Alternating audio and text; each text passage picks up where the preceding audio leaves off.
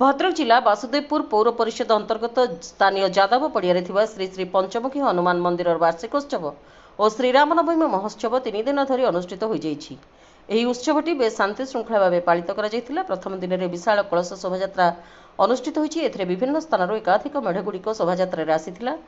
ରାମନବମୀରେ ଆୟୋଜିତ ଯଜ୍ଞର ପୂର୍ଣ୍ଣାହୁତି ହୋଇଯାଇଛି। ହଜାର ହଜାର ଭକ୍ତମାନଙ୍କ ଗହଳଚଳ ଲାଗି ରହିଥିବାର ଦେଖାଯାଇଛି। ପଞ୍ଚମୁଖୀ ହନୁମାନ କମିଟିର ସଦସ୍ୟମାନେ ଉପସ୍ଥିତ ରହି ବିଭିନ୍ନ କାର୍ଯ୍ୟକ୍ରମ ସଫଳ କରାଇଛନ୍ତି। ଶାନ୍ତି ଶୃଙ୍ଖଳାର ସହ ସମସ୍ତ କାର୍ଯ୍ୟ ସମାପନ ହୋଇଛି। ପ୍ରତିଦିନ ସାଂସ୍କୃତିକ କାର୍ଯ୍ୟକ୍ରମ ପ୍ରସାଦ ସେବନର କାର୍ଯ୍ୟକ୍ରମ ହୋଇଯାଇଛି।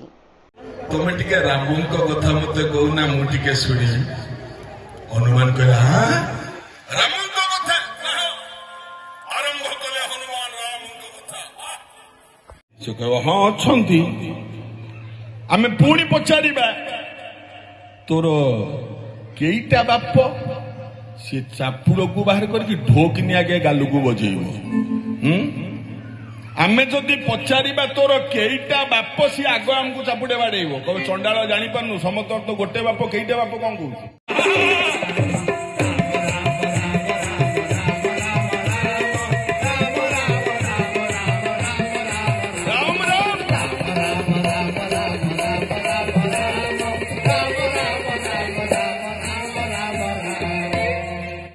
भद्रक जिला Vasudevpur Akshay Kumar Behera report prime TV Odia.